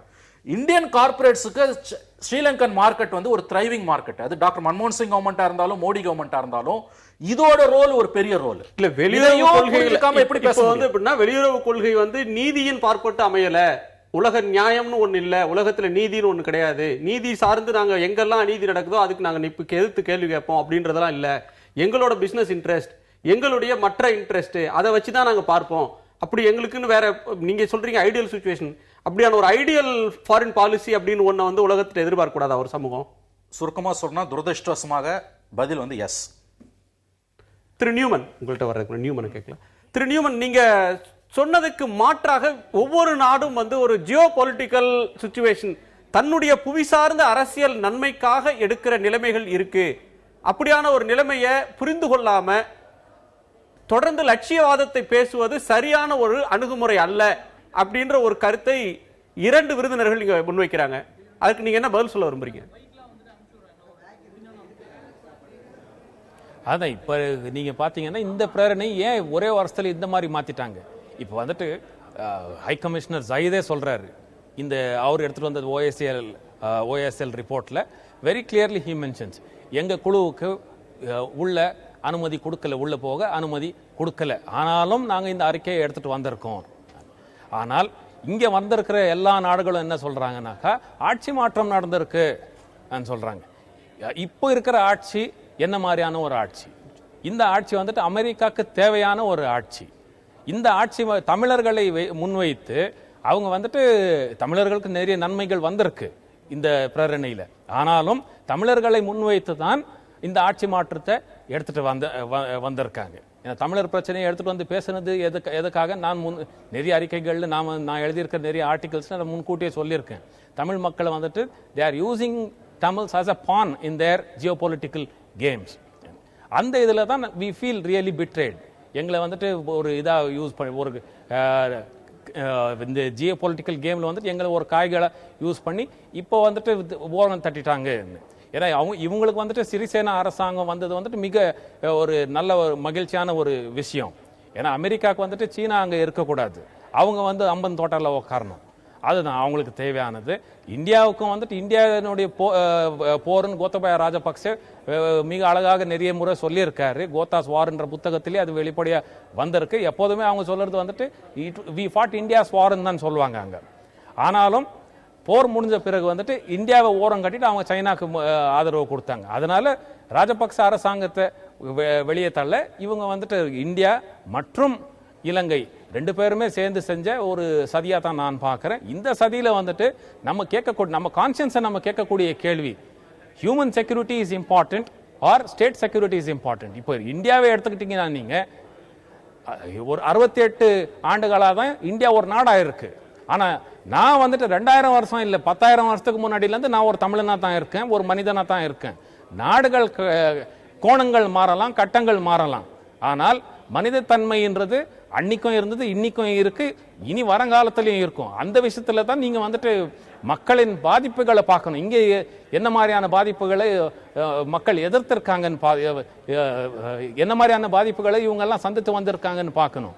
இது நம்ம பேசுறது வந்துட்டு 100-200 பேர் இறந்தாங்க அந்த மாதிரி நம்பர்ஸ் கிடையாது. 1,46,679 மக்கள் காணவில்லை இதுவரையிலும்.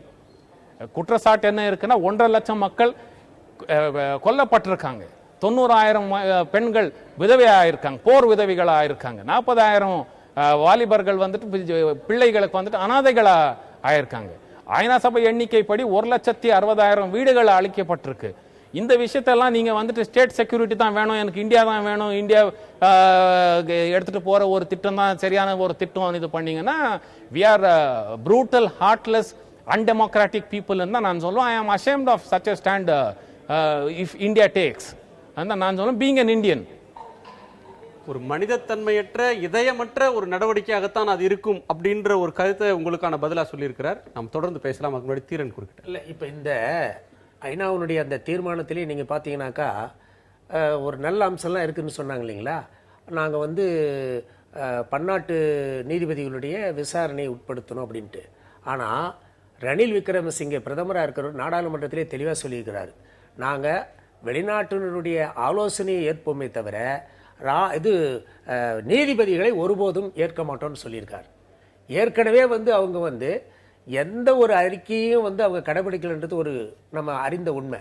அதோடு மட்டும் இல்லை, குறைந்தபட்சம் எல்எல்ஆர்சியினுடைய அந்த பரிந்துரைகள் கூட அவங்க நிறைவேற்றலை. அவங்களே அமைச்ச விசாரணை அவங்களே அமைச்சது அந்த பரிந்துரைகள் கூட அவங்க நிறைவேற்றல. அது ஒன்றும் பெரிய விஷயம் இல்லை. அதை கூட அவர்கள் சாதாரணமாக காணாமல் போன ஒரு பட்டியல் வெளியிடணும்னு சொல்லப்பட்ட இந்த மாதிரி ஒரு சாதாரண விஷயங்களுக்கு அவங்க எடுத்துக்கல. இன்றைக்கு இன்னைக்கு யார் அங்கே பிரதமர்? ரணில் விக்ரமசிங்கே பிரதமராக இருக்கிறாரு. அன்றைக்கு ராணுவ அமைச்சராக இருந்த சிறிசேனா தான் இன்னைக்கு வந்து அதிபராக இருக்கிறாரு. இப்போ சந்திரிகா குமாரதுங்கா அவர்கள் வந்து இன்றைக்கு வந்து அந்த நல்லிணக்க ஆணையத்தினுடைய தலைவராக இருக்கிறாங்க. இவங்கெல்லாம் யாரு? எல்லாருமே ஈழத்தமிழர்களுக்கு எதிரானவர்கள்.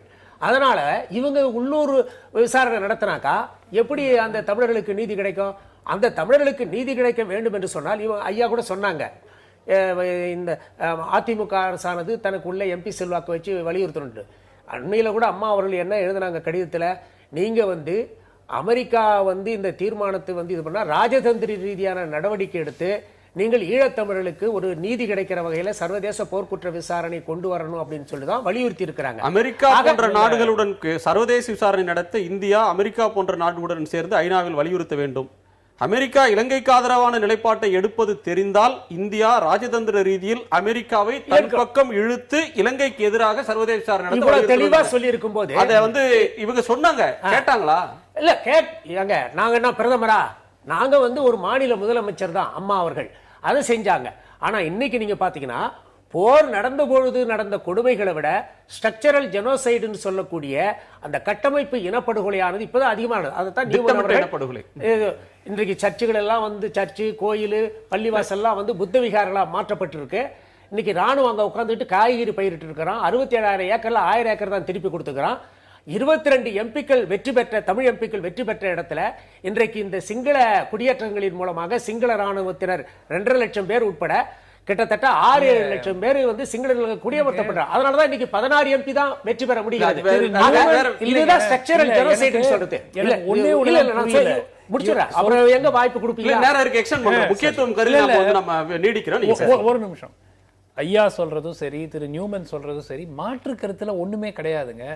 ஆனால் பிராக்டிகாலிட்டி, நடைமுறையாக சாத்தியமான விஷயம் என்ன? இப்ப சரி, யுஎன்ல நம்ம எதிர்க்கிறோம், இந்தியா எதிர்க்குது. ஓட்டிங்ல சப்போசிங் ஓட்டிங்ல ஜெயிச்சு இலங்கை மீது ஒரு கடுமையான ஒரு ரெசல்யூஷன் ஒரு நிமிஷம் இருங்க முடிச்சிடறேன். ஒரு ரெசல்யூஷன் பாஸ் ஆகுது, இலங்கை இதை நிராகரிக்குது. என்ன பண்ணுவீங்க? ஒரு பிராக்டிகலா ஒரு நடைமுறையில இல்ல ஒரு நிமிஷம் இருங்க. ஆதரிக்கிறதுக்கு சைனா காத்துட்டு இருக்கு, ஆதரிக்கிறதுக்கு பாகிஸ்தான் காத்துட்டு இருக்கு. ஒரு நிமிஷம் இருங்க. நம்ம வந்து இருங்க, நான் ஏற்கனவே சொன்னது இந்திய அரசுக்கு இருக்கிற நிர்பந்தங்கள், அந்த நிர்பந்தங்கள் தான் மாரல் குவெஸ்டின் இருக்கு, பிராக்டிகல் இஷ்யூ இருக்கு. இது நிர்பந்தம் அதெல்லாம் ரைட். நான் என்ன கேட்கிறேன், மோடி அரசாங்கம் அமைந்த பிறகு, நரேந்திர மோடி அவர்கள் பிரதமரான பிறகு சர்வதேச அரங்கத்தில் இந்தியாவின் மரியாதை உயர்ந்திருக்கிறது. இந்தியா வல்லரசாக பார்க்கப்படுகிறது. இந்தியாவின் குரலை வெளிநாட்டு அதிபர்கள் செவிமடுக்கிறார்கள், கேட்கிறாங்க. இந்தியா வந்து யோகாவை இன்டர்நேஷனல் ஒரு டே அறிவிங்க யோகாவுக்குன்னு சொன்னா அங்க மதிக்கப்படுகிறது. ஹிந்திய வந்து உலகத்தின் மொழியாக ஐநா மொழியாக்குறதுக்கு எங்களால ஆதரவு திரட்ட முடியும். 129 நாடுகளுடைய ஆதரவை திரட்டுவோம்னு சொல்றோம். இப்படி இந்தியாவின் பெருமிதத்துக்கு செய்யக்கூடிய சில விஷயங்களை இலங்கை தமிழர்களுக்கான நீதி அப்படின்னு வர்றப்ப இந்தியா சின்ன நாடாயிடுதப்போ இந்தியா அமெரிக்கா சின்ன என்ன நாடு சொல்லுதோ, இல்லைங்க. அவங்களோட அதுக்கு கீழே அவங்க என்ன சொன்னாலும் கேட்கலாம். ஒரு நிமிஷம் இருங்க. சின்ன நாடா திரு தான் நியூமன் சொல்லிக்கிறேன். சொன்னார் இல்லையா, கோத்தபயா ராஜபக்சே சொன்னாரு we fought இல்ல, India's war practicality ன்னு. சொல்றீங்களா? அந்த practicality அது இல்லைங்க. work ஆக மாட்டேங்குதுன்னு கேக்குறேன். இல்லைங்க, அந்த எண்ணமே கிடையாதுங்க.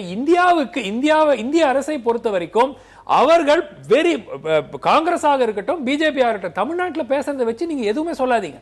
அகில இந்திய அளவில் காங்கிரஸ் அரசாக இருக்கட்டும் பிஜேபி அரசாக இருக்கட்டும் வெளிப்படையாகவே இலங்கையை ஆதரிக்கிறார்கள். இது ஏன் திருப்பி திருப்பி நீங்க ஏன் இந்த மாதிரி பண்றாங்க, ஏன் இந்த மாதிரி பண்றாங்க நீங்க கேட்கறதுல அபத்தமா இருக்குது.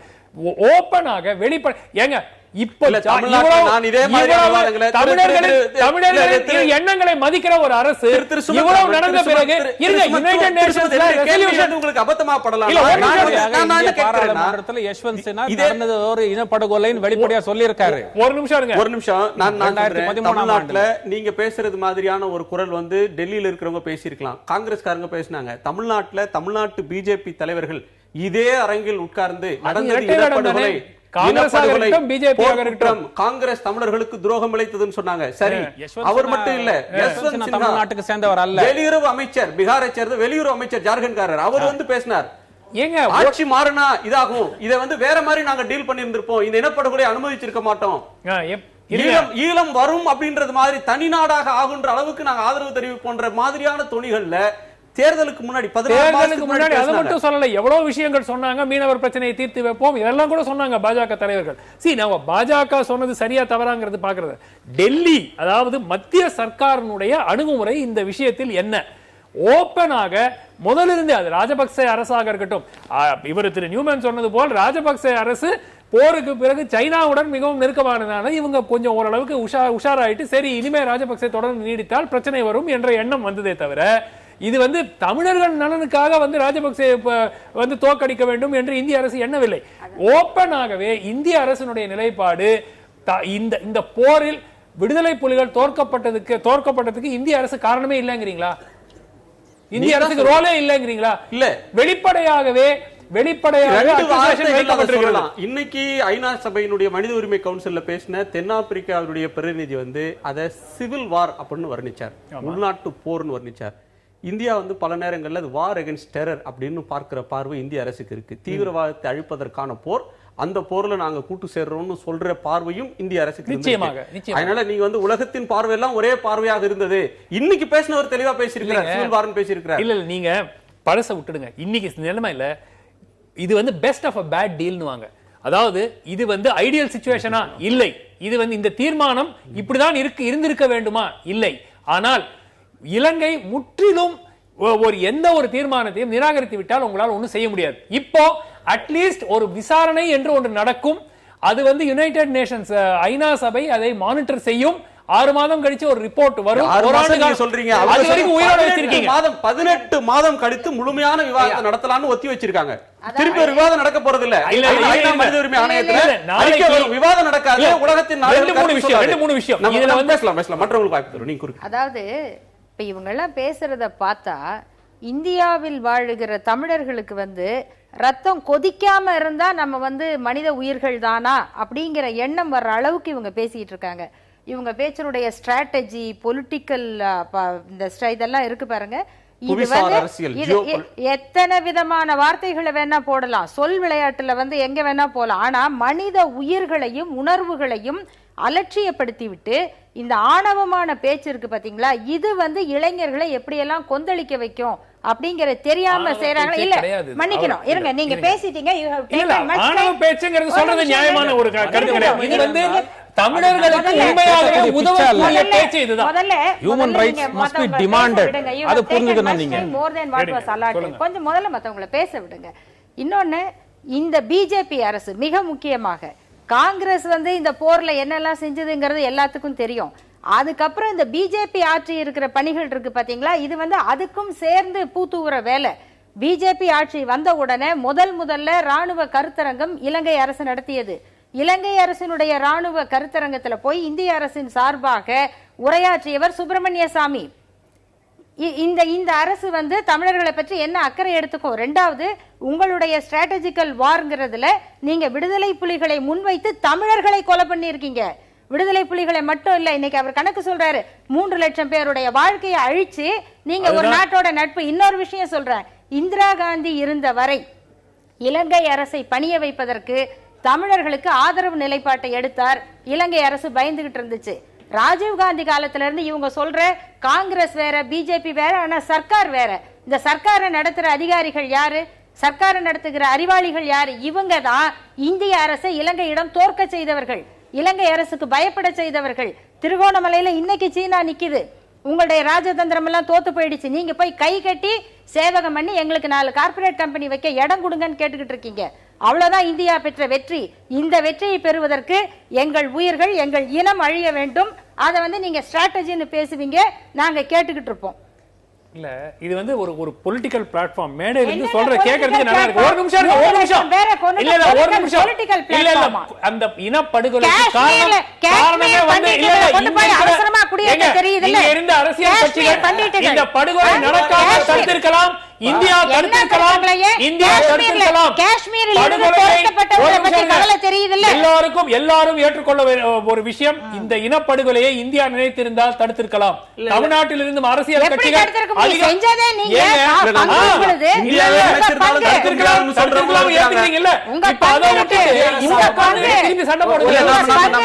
ஒரு நிமிஷம். நான் நியூமன் ரொம்ப நேரமா குறுக்கிட்டு இருக்கிறார். நியூமன், இந்த அமெரிக்க நான் பேசலாம். அமெரிக்க தீர்மானம் அப்படின்ற ஒன்று இருக்கிறதுலயே பெஸ்ட் ஆஃப் பேட் டீல், இருக்கிற ஒரு கெட்ட வாய்ப்புல கிடைச்ச ஒரு நல்ல வாய்ப்பு, தொடர்ந்து கெடுதல் நடந்துக்கிற நேரத்தில் கிடைக்கிற ஒரு நம்பிக்கை கீழே ஒண்ணு புரிஞ்சுக்கணும். என்னன்னாக்கா மனித உரிமைகள் மற்றவன் போடக்கூடிய பிச்சை அல்ல. Human rights are demanded. என்னுடைய உரிமை பறிக்கப்பட்ட அது திருப்பி கேட்க வேண்டியது என்னுடைய உரிமை. அதுக்கு தான் மனித உரிமை என்றோம். அந்த உரிமை என்ற வார்த்தை உங்களுக்கு புரிஞ்சா நீங்க இருக்கிற ஜியோ பாலிட்டிக்ஸ் மற்ற கதைகள் எல்லாம் பேச மாட்டீங்க. இங்க நடக்கிறது ஹியூமன் ரைட்ஸ் கவுன்சில். இது செக்யூரிட்டி கவுன்சிலோ இல்ல ஜெனரல் அசம்பிளில நடக்கிற விவாதங்கள் அல்ல. அதே போல இந்தியா என்ன செஞ்சிருக்கலாம்னு கேக்குறீங்க. இந்தியா ஒரு பிரேரணியை முன்வைத்து இருக்கலாம். இந்தியா ஒரு ரெசல்யூஷன் எடுத்துட்டு வந்திருக்கலாம். நான் இங்க இருக்கக்கூடிய 47 நாடுகளும் சேர்ந்து வாக்களிச்சிருக்கலாம். அது ஏன் நீங்க செய்யல? It's nothing but escapism. நீங்க தப்பிச்சு போனோம். நீங்க அதனாலதான் மௌனம் காக்குறீங்க, வாயை தொற்கிறது இல்ல நீங்க. ஏன்னா பயம். நீங்க வெளிப்படைய நீங்க காஷ்மீர்ல என்ன செய்றீங்கன்றது வெளியில வந்துரும். அந்த பயத்தினாலே நீங்க ஊமைகள் போல நடிச்சு வரீங்க. நீங்க பால் நியூமன் ஒரு கேள்வி கேட்கிறார். இந்தியாவே ஒரு தீர்மானத்தை முன்னெடுத்திருக்கலாம், அமெரிக்கா முன்மொழிஞ்சது மாதிரி இவங்க ஒரு தீர்மானத்தை முன்மொழிந்திருக்கலாம், அதற்கான ஆதரவை கேட்டிருக்கலாம், அந்த வாய்ப்பு ஒன்று இருந்ததுன்னு சொல்றார். மாற்று கருத்தாக அது நடைமுறை சாத்தியம் இல்லை, இருக்கக்கூடிய அமைப்புக்குள்ள அதை ஏற்றுக்கொள்ள முடியாது, அதை நிராகரிக்கிறோம் இலங்கை சொல்லிட்டா நீங்க என்ன செய்வீங்க அப்படின்னு சுமந்த் ராமன் கேட்கிறார். இல்ல, ஏற்கனவே பாலஸ்தீன விடுதலை போராளி யாசர் அராஃபத்துக்காக அந்த நாட்டுக்காக இந்தியா பரிந்துரை பண்ணி தீர்மானம் நிறைவேற்றி இருக்கு. அதே மாதிரி தென்னாப்பிரிக்க விடுதலைக்காக நெல்சன் மண்டேலாவுக்கு ஆதரவா இவங்க தீர்மானத்தை நிறைவேற்றி இருக்கிறாங்க. அதனால தீர்மானத்தெல்லாம் கொண்டு வர முடியாதுன்னு சொல்றதெல்லாம் ஐநாவிலே ஆதரிச்சே பேசியிருக்கிறாங்க. அதனால தீர்மானத்தெல்லாம் கொண்டு வர முடியாதெல்லாம் சொல்றதெல்லாம் தவறு. இன்னொன்னு, இங்கு தமிழர்கள் என்றாலே ஒரு மாற்றுக்குறைவாக பார்க்கப்படுகிறன்றதுக்கு நான் சொல்றேன். ஏற்கனவே மொராரி தேசாய் பிரதமராக இருந்த நேரத்தில் உகாண்டாவில் 10,000 குஜராத்தில் பாதிக்கப்பட்ட பொழுது அவர்களை பாதுகாப்பாக கொண்டு வந்தாங்க. அதே மாதிரி வளைகுடா போரில் கேரளாவில் அந்த போரில் பாதிக்கப்படக்கூடாதுன்றத விமானத்தில் அனுப்பி பாதுகாப்பாக கொண்டு வந்தாங்க. அவ்வளோ கேரளாவை சேர்ந்த 2 மீனவர்கள் இப்போ இத்தாலியினுடைய கடற்படை அந்த பாதுகாவலர்களை சுட்டு கொல்லப்பட்ட பொழுது அதற்கு சர்வதேச விசாரணைக்கு உட்படுத்தப்படணும்னு சொல்கிறாங்க. அதே மாதிரி இந்த ஹஜ் பயணத்தில் 300க்கும் மேற்பட்ட அந்த ஈரானை சேர்ந்த மக்கள் பாதிக்கப்பட்டாங்கன்னு அவர் சர்வதேச கோர்ட்டுக்கு போகணும்னு சொல்கிறாங்க. அவ்வளோ தேவையில்லை. சந்திரிகா குமாரதுங்காவை இப்போ அண்மையில் வந்த தீர்ப்பு, சந்திரிகா குமாரதுங்காவை கொலை செய்ய முயன்ற அந்த 2 பேருக்கு 300 ஆண்டுகள் வரை தண்டனை வழங்கப்படுகிறது. அவங்க இன்னும் உயிரோட தான் இருக்கிறாங்க. ஆனால் கொலை செய்ய முயன்றதற்கே 300 ஆண்டு வரை தண்டனை என்று சொன்னால் 1.5 லட்சம் ஈழத்தமிழர்களை அங்கு இனப்படுகொலை செய்திருக்கிற அந்த சிங்கள அரசாங்க இலங்கை அரசின் மீது போர்க்குற்ற விசாரணை நடத்தப்பட வேண்டுமா வேண்டாமா? ஒன்று. ரெண்டாவது இங்கு இருக்கக்கூடிய எல்லோருமே என்ன சொல்றாங்க, இப்போ இந்த இதில் கூட வரைவு தீர்மானத்தில் கூட இந்த தீர்மானத்தில் பார்த்தீங்கன்னாக்கா அங்கே சாட்சியங்களுக்கு பாதுகாப்பு அளிக்கப்படும் சொல்றாங்க. அந்த நாட்டினுடைய சிங்கள அரசமைப்பு சட்டத்தின்படி சாட்சி சொல்றவங்க காணாமல் போயிடுவாங்க. பெண்களாக இருந்தால் அவர் கற்பழித்து பாலியல் வன்கொடுமைக்கு ஆளாக்கப்பட்டு கொல்லப்படுவார்கள். ஆக இதுதான் இன்னைக்கு அங்க இருக்கிற யதார்த்தமான நிலைமை. இப்ப இந்த மாதிரியான சூழ்நிலையில ஐநாவில் போர்க்குற்ற விசாரணை என்பதற்கு ஒரு வரையறை செய்யப்பட்டு அது இன்றைய வரையில சாசனமாக ரஃபேல் லெம்கின் அவர்களாலே ஏற்றப்பட்டது. அதுல பல காரணங்களை சொல்லுகிறார். அத்தனை காரணங்களும் சிங்கள இலங்கை அரசாங்கமானது ஈழத்தமிழர்களுக்கு எதிராக போர் குற்றம் மட்டுமல்ல, இன அழிப்பு செய்திருக்கிறது, இனப்படுகொலை செய்திருக்கிறது, ஏராளமான ஆதாரங்களை பொருந்துகிறது. அதோட இல்ல, அங்கு ஒரு நாட்டில் இனப்படுகொலை நடந்தது என்பதை மறைப்பதே கூட ஒரு இனப்படுகொலைக்கு துணை போவதை போலத்தான் என்று சொல்லி ரஃபேல் லெம்கின் அவர்கள் வரையறை செய்திருக்காங்க. நாம என்ன கேட்கிறோம்னா, உலகத்துல சிங்களவர்கள் 1.5 கோடி பேர் இருக்கிறான், ஆனா தமிழர்கள் 10 கோடி பேர் இருக்கிறான். இவங்க ஜியோ பாலிடிக்ஸ் அது இதெல்லாம் சொன்னாக்கா இது எப்படிப்பட்ட நிலைமையை பாரதூரமான விளைவுகளை இளைஞர் மத்தியில் ஏற்படுத்தினாக்கா இப்ப தமிழர்களுக்கு இந்தியாவில் பாதுகாப்பு இல்லையா என்ற ஒரு சூழ்நிலை வரும். இந்தியாவில் மட்டுமல்ல, எங்களுடைய தொப்புள் கொடி உறவுகளாக இருக்கக்கூடிய ஈழத்தமிழர்களுக்கு நாங்கள் ஆதரவாக நடந்து கொள்ளக்கூடாதா, பேசக்கூடாதா, ஆதரவு தெரிவிக்க கூடாதா?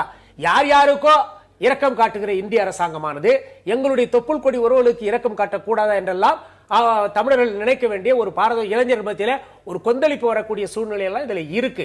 ஆகவே நாங்க இதுல என்ன சொல்றோம்னாக்கா, இலங்கை இப்பொழுது இது ஐநாவானது இந்த தீர்மானம் இருக்கிறதே, இது முழுக்க முழுக்க சர்வதேச நீதி போர்க்குற்ற விசாரணை நடத்தப்படவில்லை என்றால் அந்த மக்களுக்கு ஒருபோதும் நீதி கிடைக்காது. நான் ஏற்கனவே சொன்னது போல அவர்கள் ஏற்கனவே எந்த அறிக்கையும் எந்த ஒப்பந்தத்தையும் அவர்கள் நிறைவேற்றவில்லை. அப்படி இருக்கும் பொழுது இனப்படுகொலை செய்தவர்களிடமே அவரிடமே நீங்கள் விசாரிக்க வேண்டும் என்று சொல்லி ஒப்படைத்தால் இதுல எப்படி தமிழர்களுக்கு நீதி கிடைக்கும் என்பதை ஓரளவுக்கு எல்லாரும் சிந்திச்சு. நீங்க எப்படி சொல்றீங்க? தமிழ் தேசிய கூட்டமைப்போட தலைவர் இன்னைக்கு இருக்கிறதுல இதை விட சிறந்த தீர்மானத்தை நிறைவேற்ற முடியாது, அப்ப இருந்ததை காட்டிலும் ஒரு அக்கௌண்டபிலிட்டி, அது பொறுப்பேற்க வேண்டிய கட்டாயத்தை இலங்கை அரசாங்கத்துக்கு கொடுக்கக்கூடிய அம்சங்கள் இதுல நிறைய இருக்கு. பெரும்பான்மையாக இருக்கக்கூடிய தமிழ் தேசிய கூட்டமைப்பில் இருக்கக்கூடிய எம்பிக்கள் எல்லாம் இந்த தீர்மானம் ஒரு படி முன்னேற்றம் என்று சொல்லுகிறார்களே தவிர இதனால் கடந்த 30 ஆண்டு காலமாக பாதிக்கப்பட்டிருக்கிற 1.5 லட்சம் தமிழர்களுக்கு மேல இனப்படுகொலைக்கு ஆளாக்கப்பட்டவர்களுக்கு நீதி கிடைக்காது என்றுதான் தமிழ் தேசிய கூட்டமைப்பை சேர்ந்த பிற எம்பிக்கள் எல்லாம் சொல்லி இருக்கிறாங்க. இந்த தீர்மானத்தினால் முழுமையாக நீதி கிடைக்குமா? கிடைக்காது, அதுல மாற்று கருத்து இல்லை. இது ஒரு ஐடியல் தீர்மானமா? இல்லை, மாற்று கருத்து அது எந்த விதமான ஒரு மாற்று கருத்து அதுல இல்லை. ஆனால் இது அவர்கள் தமிழ் தேசிய கூட்டமைப்பு சொல்வது போல் ஒரு முதல் ஸ்டெப். கதவை இல்லாட்டி மூடி இருப்போம். இலங்கை ஒரு தீர்மானம், கடுமையான ஒரு தீர்மானம் ஐநால நிறைவேறியிருந்து இலங்கை அதை நிராகரித்து விட்டிருந்தால் கதவு மூடப்பட்டிருக்கும். இப்போ அந்த விண்டோ ஆஃப் ஆப்பர்ச்சுனிட்டி கதவு கொஞ்சம் திறந்திருக்கு. நாளைக்கு தண்டிக்கப்பட வேண்டிய ஒரு சிலருக்காவது தண்டனை, எல்லாருக்கும் தண்டனை கிடைக்கும் நம்ம நிச்சயமா எதிர்பார்க்க முடியாது இதனால. ஆனால் இவ்வளவு நேரம் எல்லாரும் பேசுறாங்களே, சொல்றது எல்லாம் உண்மை. ஆனால் என்ன செய்யணும்னு மட்டும் அவங்க சொல்லல. இந்தியா கடுமையாக எதிர்க்கணும். நிராகரிச்சா என்ன சொல்லணும், என்ன செய்யணும் அது சொல்லுங்க. இல்ல இனப்படுகொலை நீங்க ரெசல்யூஷன் கொண்டு வரீங்க, ரெசல்யூஷன் கொண்டு வரீங்க, ரெசல்யூஷன் இலங்கை நிராகரிக்கிறது என்ன பண்ணணும்? இல்ல ஒரு நிமிஷம் நியூமன் நீங்க குறுக்கிட்டீங்க. இல்ல என்ன செய்யணும் கேக்குறீங்க. இல்ல நாங்க தான் சொல்றோம் என்ன செய்யணும். ஒரு சர்வதேச விசாரணை முத வைங்க. இல்லனா இந்தியா ஒரு ரெசல்யூஷன் எடுத்து கவுண்டர் ரெசல்யூஷன் எடுத்துட்டு வரட்டும். திருநிமன் எகனாமிக் சாங்ஷன்ஸ் இம்போஸ் பண்ணுங்க. there are many ways of doing it. India தமிழ்நாட்டு இதுல ஒரு ரெசல்யூஷனை போட்டாங்க எகனாமிக் சாங்ஷன்ஸ் இம்போஸ் பண்ணணும்னு. அதே போல இந்தியா போடட்டும் எகனாமிக் சாங்ஷன்ஸ். மிக முக்கியமா ஒரு விஷயம் நடக்குது அங்கன்னு ஒரு மாரல் பிரஷர் கொடுக்கணும். ஒரு ஆக்ஷன் எடுக்காம நீங்க இன்னும் 1987ஆம் ஆண்டு இலங்கை வரலாறுல நீங்க பாத்தீங்கன்னா இலங்கை கையெழுத்து போட்டிருக்கிற ஒரே சர்வதேசிய ஒரு ட்ரீட்டி ஒப்பந்தம் எதுனாக்கா 1987ஆம் ஆண்டு எடுத்துட்டு வந்த ஒப்பந்தம். அந்த ஒப்பந்தத்தை அவங்க நடைமுறைக்கு எடுத்துட்டு வரல. இந்த 13ஆம் திருத்த சட்டத்தை அமல்படுத்த சொல்லி எடுத்துட்டு வந்த அந்த ஒப்பந்தத்தை இந்த கேஸை இவங்க எடுத்துட்டு வரல, நடைமுறைக்கு எடுத்துட்டு வரலன்னு இன்டர்நேஷனல் கிரிமினல் கோர்ட்டுக்கு போங்க, ஐநா சபைக்கு போங்க, அங்க பேசுங்க. இதை இன்னைக்கும் பேசியிருக்காரு திரு நீமன். இன்றைக்கு அந்த கவுன்சில்ல ஜெனீவா நடந்தது இல்லையா? 1987ஆம் ஆண்டுல இருந்து பேசிட்டு தான் வராங்க தவிர பேசுறதுக்கு ஒண்ணும் கிடையாது. நிறைவேற்றுங்க, தமிழர்களுக்கான அதிகாரத்தை தாங்க, அதிகார பகிர்வை 27 வருஷம் அதுதானே கேட்டு இருக்காங்க. இல்ல இப்போ நம்ம கேட்க வேண்டிய வெறும் வலியுறுத்துறாங்க தவிர அதுக்கு வந்துட்டு நடைமுறைக்கு எடுத்துட்டு வர என்ன செயல்கள் நீ எடுத்திருக்காங்க இவங்க அது சொல்லுங்க. நீங்க வலியுறுத்தல் அப்படின்றத தாண்டி ஒண்ணுமே இதுல நகரல அப்படின்றது. இது வந்து 1 இயர் நோட்டீஸ் பீரியட்.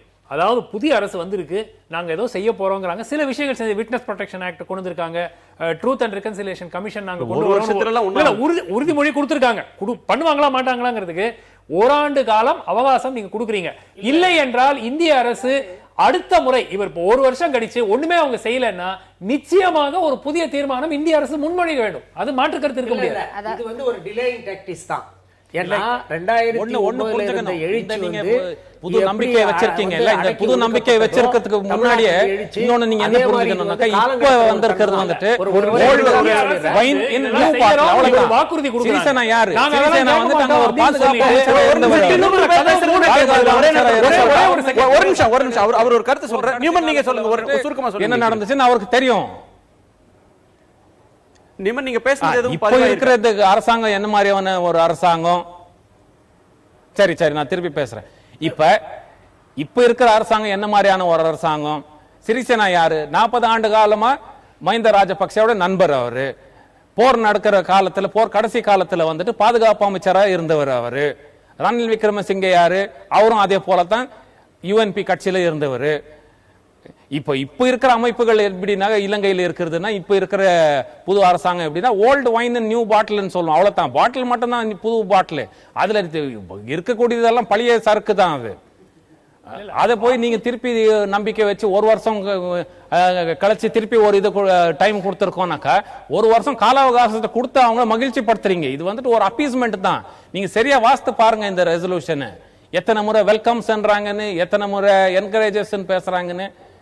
சரி, தாஜா செய்றாங்க. ஓஎஸ்எல் ரிப்போர்ட் இருக்கு, அத்தை எடுத்துட்டு வாங்க. அந்த ஓஎஸ்எல் ரிப்போர்ட்டை கம்ப்ளீட்டா நாங்க எடுத்துட்டு வரோம். இந்தியா அந்த ஓஎஸ்எல் ரிப்போர்ட் இந்தியா எடுத்துட்டு போய் அமல்படுத்திட்டோம். That is the way forward. எத்தனை நாடுகள் இதுக்கு ஆதரவு தெரிவிக்கும்? பிராக்டிகலா சொல்லலாம். அது தொடர்பா ஒரு விஷயம் சொல்லிடுறேன். அங்க வந்து ராணுவ இல்ல எத்தனை நாடு ஆதரவு தெரிய வைக்காது. நீங்க முயற்சி பண்ணீங்களா? முயற்சி பண்ணிட்டு பேசுங்க. நீங்க உட்கார்ந்து அங்க பேசக்கூடாது. எத்தனை நாடு ஆதரவு கொடுக்கும் அது நீங்க தீர்மானம் எடுக்க கூடாது, நீங்க முடிவு எடுக்க கூடாது. அது அந்த ராணுவ அது முன்ன எடுத்துட்டு போங்க, அப்புறமா பேசுங்க. நீங்க 2 பேர் மீனவர்கள் கொல்லப்பட்டாங்கன்னு இட்டலி வரைக்கும் போய் நீங்க போய் அவங்களை ஆட்சி எடுத்துட்டு வரீங்க இல்ல, அதே இதை வந்து நீங்க காட்டுங்க. அந்த தீவிரமான ஒரு இதை இங்க காட்டுங்க. வந்த தமிழர்களை அநியாயமா குண்டு வீசி கொல்றாங்க. ஆக இப்படிப்பட்ட இல்ல அதே நேரத்துல நீங்க பாருங்க, நீங்க சர்வதேச 2009ஆம் ஆண்டு 4 லட்சம் மக்கள் அங்க போற நடக்கிற பிரதேசத்தில் இருக்கும்போது இந்தியாவுடைய அதிபர் பிரணாப் முகர்ஜி 70,000 பேர் தான் இருந்தாங்க. மிச்சம் 3,30,000 பேர் அழைச்சிடுவோம் உறவாட்டி. அதுக்கு தான் வந்து அந்த மாதிரியான ஒரு அயோக்கிய நாடு நம்ம புரிஞ்சுக்கங்க முதல்ல என்று அம்மா அவர்கள் வலியுறுத்துகிறாங்க. நியாயமான ரீதியாக இதை பார்க்கும். அவர் மணி சார் முதலே சொன்னாரு, இது நியாயமான நியாயம் இல்ல. ஆனா உலகம் அப்படிதான் பிராக்டிகலா நடைமுறைக்கு என்ன செய்ய முடியும்? அதாவதுங்க, இது நியாயம் இல்ல, இது அநியாயம், இது இப்படிதான் நடக்கும் அப்படின்னு சொல்றது வந்து, அப்படி சொல்றதுக்கு சில பேர் இருக்காங்க. இப்படி நடக்க கூடாது, இதை மாற்றணும், அதை எப்படி மாற்றணும்னு சொல்றதுக்கு சில பேர் இருக்காங்க. நாம வந்து அதை நோக்கிய மனிதர்களாக இருக்கணுமே தவிர இது இப்படிதாங்க இருக்கும் அப்படின்னு நம்ம இங்க உட்கார்ந்து பேசுறது இல்ல தீர்வு. இது வந்து ஒரு இனத்தினுடைய பிரச்சனையை பேசிக்கிட்டு இருக்கோம், ஒரு இன படுகொலை பற்றி பேசிக்கிட்டு இருக்கோம். அது அப்படிதாங்க நடக்கும் அப்படிங்கிறது தான். அப்படி யாரும் சொல்லவே இல்லை. அது தடுத்திருக்க வேண்டிய ஒரு விஷயம், இந்திய அரசு தடுத்திருக்க வேண்டிய விஷயம். அது மாற்று கருத்து கிடையாது. அப்படிதான் யாரும் சொல்லல. சர்வதேச விசாரணை கேட்டாங்க. 70,000 பேர் இனப்படுகொலை இருக்கிறாங்கன்னு அதெல்லாம் சொல்றாங்க. ஐநாவே வந்து இந்த மக்களை காப்பாற்றும் கடமையில இருந்து நாங்க தவறிட்டோம்னு ஐநா சபையே சொல்லுங்க.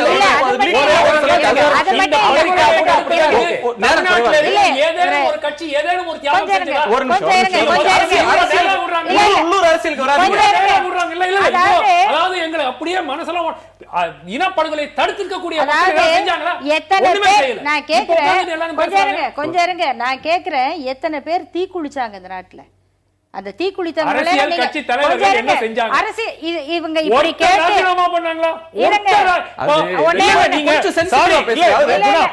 முத்துக்குமார்ன்ற ஒருத்தர் சாஸ்திரி முன்னாடி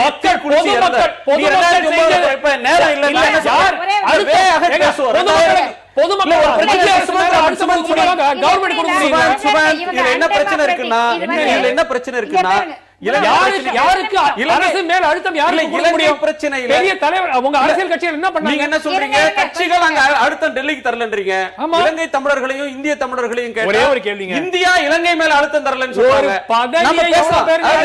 இலங்கை பிரச்சனையில பேசுறதுக்கு படுகொலையை தடுப்பதற்கு என்ன 60 வருஷ வரலாறு இருக்கு. அதெல்லாம் ஒரு நாம அடுத்து என்ன செய்யணும்ன்றதை பேசுவோம். இந்த இன்றைய தீர்மானம் அடுத்து என்ன ஒரு இளைஞர்கள் ஒரு நிமிஷம் செஞ்சாங்க. அரசியல் கட்சிகள் என்ன செஞ்சாங்க? ஒரு நிமிஷம் 2011 வரல வந்து இருந்த காங்கிரஸ் திமுக அரசு எந்த விதமான இன்னைய வரல அடுத்து என்ன செய்யணும்? அரசு வந்த உடனே அந்த சட்டமன்றத்தில் தீர்மானம் நிறைவேற்றி இன்றைக்கு இந்த அளவிற்கு ஒரு சூழ்நிலை கொண்டு வந்து அதுக்கு பிறகுதான் ஐநாவிலேயே வந்து இந்த சர்வதேச போர்க்குற்ற விசாரணை நடத்தப்படுகின்ற ஒரு சூழ்நிலையை நோக்கி இந்தியா சர்வதேச நாடுகள் வருது. இல்ல இப்ப என்னன்னா ஒரு விஷயம் நான் சொல்ல விரும்புறேன். அவர் கொஞ்ச நேரம் குறுக்கிடாம இருக்கணும்னு நான் நினைக்கிறேன். அதாவது உங்களுடைய பேச்சு நீங்க எல்லாம் பேசிடுறீங்க, திருப்பி அடுத்தவங்க பேசும்போது முதல்ல பேச விடுங்க. அதாவது ஒவ்வொருத்தருடைய சொல்லுக்கும் ஒவ்வொரு பதில் எல்லாருக்கும் இருக்கு. அதை வந்து நீங்க திருப்பி இல்ல நான் அதை சொல்லலன்னு சொல்லிட்டு சும்மா இருந்தா கூட பரவாயில்ல, அதுக்கப்புறம் 10 நிமிஷம் பேசுறீங்க. இது ரொம்ப அன்டெமோக்ராட்டிக்கா இருக்கு. மத்தவங்களால கருத்தையே சொல்ல முடியாம இருக்கு. முதல்ல அந்த டெமோக்ரஸிக்கு வந்து நம்ம வரணும்னு நான் நினைக்கிறேன். ரெண்டாவது, ஈழ தமிழர்களை பொறுத்த வரைக்கும் நடந்திருக்கிற இனப்படுகொலை இவங்க மாதிரி எல்லாம் எங்களால இன்சென்சிட்டிவா பேச முடியாதுங்க. நீங்க காஷ்மீர்ல இருந்து வெளியேற்றப்பட்ட அந்த காஷ்மீர் பண்டிட்டுகளை பத்தி கவலைப்படுறீங்க, படுங்க. பாவம் தான், வீடு இழந்தவங்க யாரா இருந்தாலும் நாங்களும் வருத்தப்படுறோம். அவங்கள கொண்டு போய் அங்க குடி வைக்கணுங்கிறதுல இந்த அரசு எவ்வளவு அக்கறை செலுத்துது? பிஜேபியோ பிஜேபியினுடைய ஆதரவாளர்களுக்கோ எப்பொழுதுமே இரட்டை அளவுகோல் தான். அதே குஜராத்ல வீட்டில் இருந்து வெளியேற்றப்பட்ட கொஞ்சம் தயவு செய்து நான் பண்டிட்டுகளுக்கு ஒண்ணும் செய்யல. இந்த அரசு ஒண்ணுமே செய்யல. நானும் கொடுத்துட்டே வாய் பேசுறாங்களே தவிர ஒண்ணும் செய்யல. இல்ல அது இருக்கட்டும். நான் பேப்பர்ல வந்ததை சொல்றேன். அது இல்லன்னா மக்களுக்கு தெரிஞ்சிட்டு போகுது. இது எல்லாத்தையும் இங்க கிளாரிஃபை பண்ணிட்டு இருக்க முடியாது நீங்க. இன்னொன்னு, குஜராத்ல இருந்து வெளியேற்றப்பட்ட இஸ்லாமிய மக்கள் இன்னைக்கு வரைக்கும் அவங்க வீட்டுக்கு போகல. அதை பத்தி இந்த அரசாங்கத்துக்கு கவலை கிடையாது. இந்த மாதிரியான ஒரு இரட்டை நிலைப்பாடு உடையவங்க இந்த அரசாங்கம் தமிழர்களை பொறுத்தவரை எப்பொழுதுமே புறக்கணிக்கிற இடத்துலதான் இருக்கு. இன்னொன்னு சொல்றேன், ஈழத்தில் நடந்திருக்கிற குற்றங்கள்ங்கிறது கொத்து குண்டு வீசினது, ரசாயன குண்டுகள் வீசினது, பள்ளிகள்ல, மருத்துவமனைகள்ல, கோயில்கள்ல மக்கள் எங்கெல்லாம் பாதுகாப்பாக இருங்கன்னு சொல்லி அழைக்கப்பட்டார்களோ அந்த முகாம்கள்ல அங்க இருந்து தப்பி செல்ல முயன்ற இன்னைக்கு உலகம் பூரா தமிழர்கள் பார்த்துக்கிட்டு இருப்பாங்க. எப்படியெல்லாம் அந்தந்த நாட்டுக்கு போய் சேர்ந்திருக்காங்க. டேங்கர் லாரிக்குள்ள அடைச்சிக்கிட்டு போய் செத்து போனவன் அப்படியே ரோட்ல போட்டுட்டு போயிருக்காங்க. பனிக்கடல்ல கூட நீந்தி போக முடியாம படகுல இருந்து விழுந்தவங்க நம்ம வந்து டைட்டானிக்ல தான் பார்த்திருக்கோம். உறைஞ்சு போன தமிழர்கள் உலகத்துல எந்த இனமும் இப்படிப்பட்ட ஒரு சோகத்தை வந்து அனுபவிச்சது கிடையாது. இப்படி அவங்க வந்து வாழ்ந்துகிட்டு இருக்காங்க. அந்த இனத்தினுடைய இந்த இழப்பை விசாரிக்கிறதுக்கு ஒரு சர்வதேச மன்றம் எதுக்கு இருக்கு? அவங்க மாட்டேன்னு சொல்லிட்டா சதாம் ஹுசேன் என்ன பண்ணீங்க, கடாஃபி என்ன பண்ணீங்க, ஏன் உங்களால பண்ண முடியாது? ஏன் அதுல தலையிட முடியாது? அதை சொல்றதுக்கு தான் நம்ம இருக்கமா? அதை சொல்றதுக்கு ஒரு இந்திய அரசு, அதை சொல்றதுக்கு ஒரு ஐநாவா? எங்களால என்னங்க பண்ண முடியும்? அவர் முடியாதுன்னு சொல்லிட்டா, அது முடியாதுன்னு சொல்ற அப்படி சொல்லிட்டா ஐநா சபை இழுத்து மூடுங்க. எனக்கு உலக மன்றம்னு இருக்கு.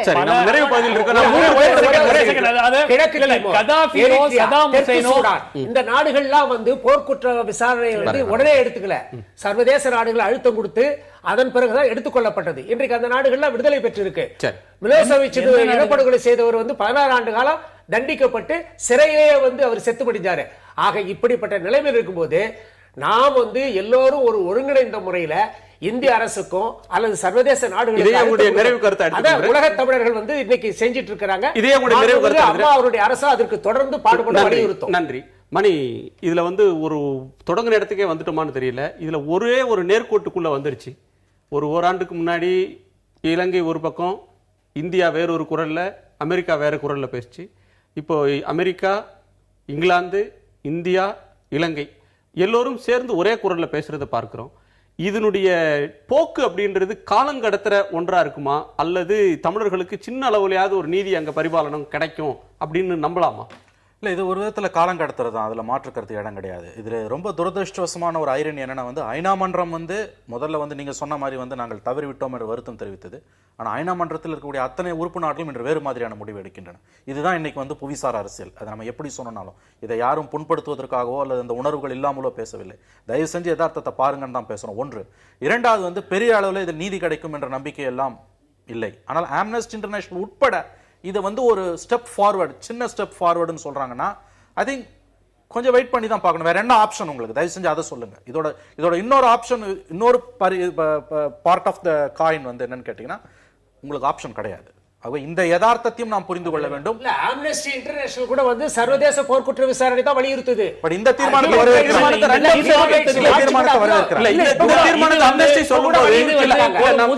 முதல் ஸ்டெப். இதனால தமிழர்களுக்கு முழுமையான நீதி கிடைக்குமா? நிச்சயமாக கிடைக்காது. அம்னஸ்டியோட முதல் வரி திருப்புமுனை அப்படின்னு சொல்றாங்க. இரண்டாவது இடத்துல ஒரு நம்பிக்கை இப்போ சகோதரர் மணி சொல்ற மாதிரி பார்த்தா உலகத்துல நமக்கு யாரும் இல்லைங்கிற உணர்வுக்கு வந்த ஒரு இனம் தான் யூத இனம். இன்னைக்கு அந்த யூத இனம் தனக்கென்று ஒரு நாடு கண்டது. அது இன்னைக்கு உலகத்தை ஆட்டி வச்சுக்கிட்டு இருக்கு.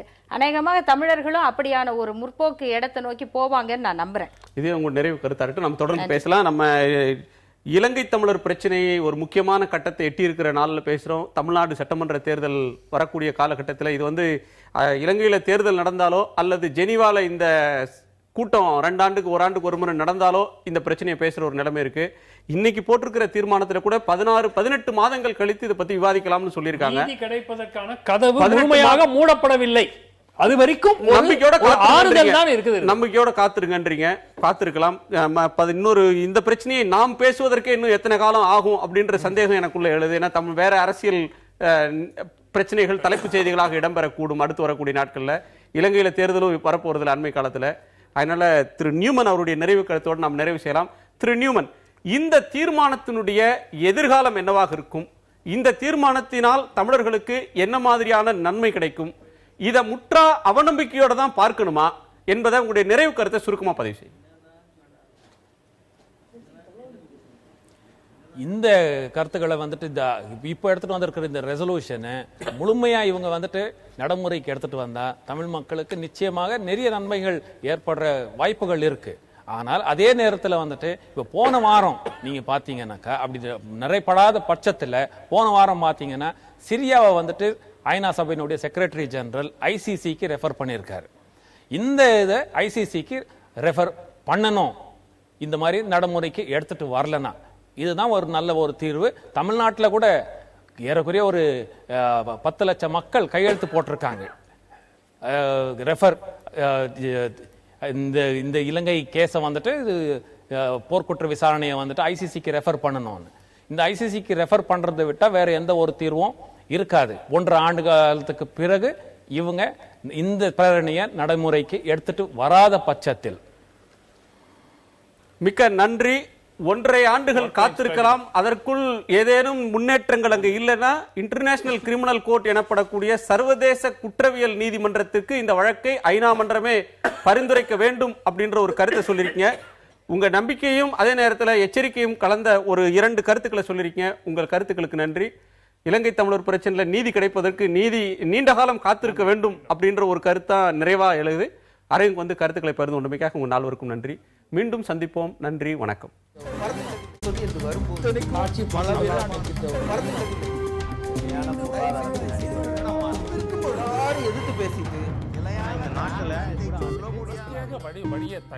மக்கள் தங்களுடைய பங்களிப்பை அளிக்க வேண்டும்.